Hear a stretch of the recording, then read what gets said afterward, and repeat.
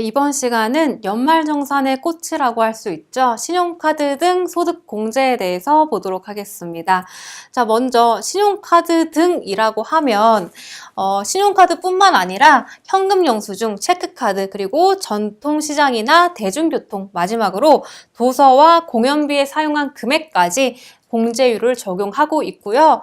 자, 일단 신용카드로 쓴 금액은 15%의 공제율, 그리고 현금 영수증과 체크카드는 30%, 그리고 전통시장과 대중교통은 40%로 가장 공제율이 크고요.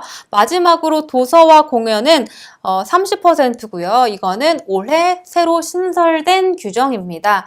자, 그래서 이러한 공제율을 적용을 하는데 내가 지출한 금액 전체에서 무조건 이 공제율을 적용하는 것이 아니고요. 자, 총 급여에서 25%를 초과한 부분에 한해서만 이 공제율을 적용합니다.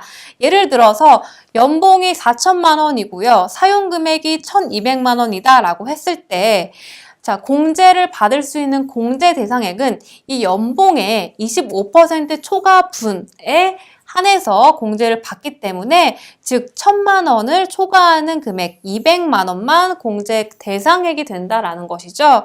자, 그러면 실질적으로 공제를 받을 수 있는 금액은 이 공제 대상액에다가 공제율이죠. 15%라고 했으니까 전액 신용카드로 사용했을 때를 가정할게요. 자, 그러면 실질적으로 내가 공제받을 수 있는 금액은 얼마다? 30만 원이다 라는 것이죠. 그래서 생각보다 뭐 금액이 그렇게 큰지는 모르겠어요. 내가 연봉 4천만 원인데 사용 금액이 1,200만 원이다 라고 했을 때, 그래서 여러분들이 굳이 연말정산 환급 많이 받겠다라고 해서 이러한 것들로 불필요하게 지출을 하실 필요는 굳이 없다라는 것이 제 생각이고요. 자, 한도도 있습니다. 한도는 연간 300만 원까지 한도를 합니다. 그래서 이 금액이 아무리 많이 나와도 300만 원까지만 받을 수 있다라는 것이고요.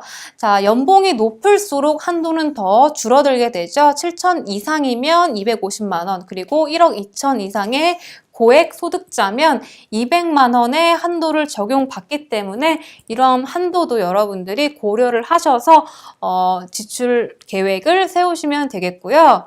자, 이러한 신용카드 등 사용액에 대해서 몇 가지 팁을 드리자면, 첫 번째는 신용카드부터 먼저 사용하시라라는 거예요. 우리가 방금 봤듯이 이 신용카드는 15%의 공제율로 가장 낮은 공제율이죠. 하지만 이러한 신용카드 같은 경우에는 여러분들이 가장 많이 사용하시는 것 중에 하나일 거예요. 왜냐하면 굉장히 편리하고 할부 같은 거 또는 포인트 같은 여러 가지 혜택들이 많다 보니까 신용카드를 주로 사용하게 되는데 공제율이 낮다라는 거죠. 그렇다면 총 급여의 25%까지만, 즉 내 연봉이 4천만 원이다 라고 했을 때는 그 25%인 1,000만 원까지는 신용카드로 먼저 일단 쓰시고, 그 초과분부터는 이제 실질적으로 이 공제율이 적용되기 때문에 현금 영수증이라든지 체크카드로 많이 사용하셔라 라는 것이 첫 번째 팁입니다.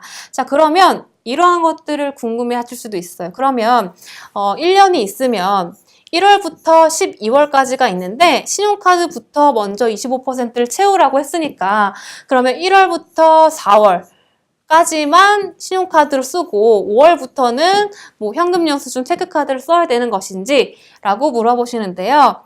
신용카드부터 쓴다라는 것은 이 기간의 개념이 아니고요.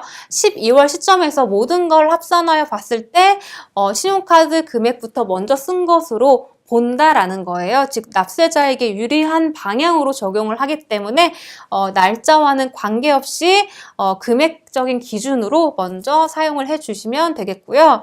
자, 그 다음에 두 번째, 소득이 없는 배우자, 부모님, 자녀의 사용 금액도 내가 쓴 것처럼 합쳐서 신용카드 등 소득 공제를 받을 수 있다라는 것입니다. 여기서 포인트는 뭐냐면 이 소득이 없어야 된다라는 거예요. 그래서 이 소득 요건 반드시 체크를 해 주셔야 되겠고요.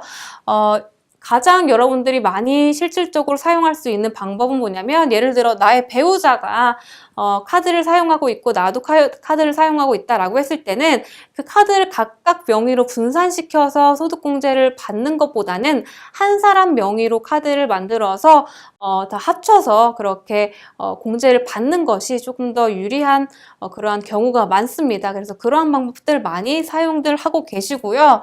자, 그 다음에 신용카드로 썼다고 하더라도 사용한 것으로 보지 않는 금액이 있습니다.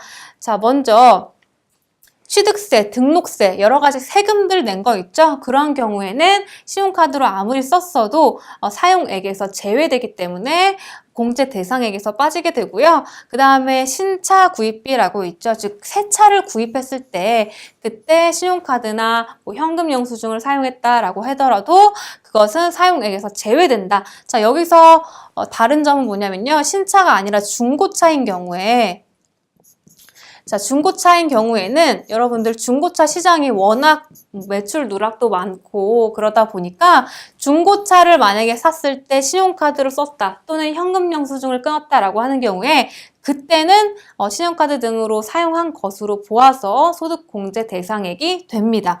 자, 결론은 뭐냐면 새로운 차를 구입했을 때만 인정하지 않겠다라는 거예요. 그래서 중고차는 소득공제 가능하다라고 기억해 주시면 되겠고요. 그 다음에 차량을 빌려서 리스를 했다. 그리고 여러 가지 전기료, 수도, 가스, 아파트 관리비를 냈다.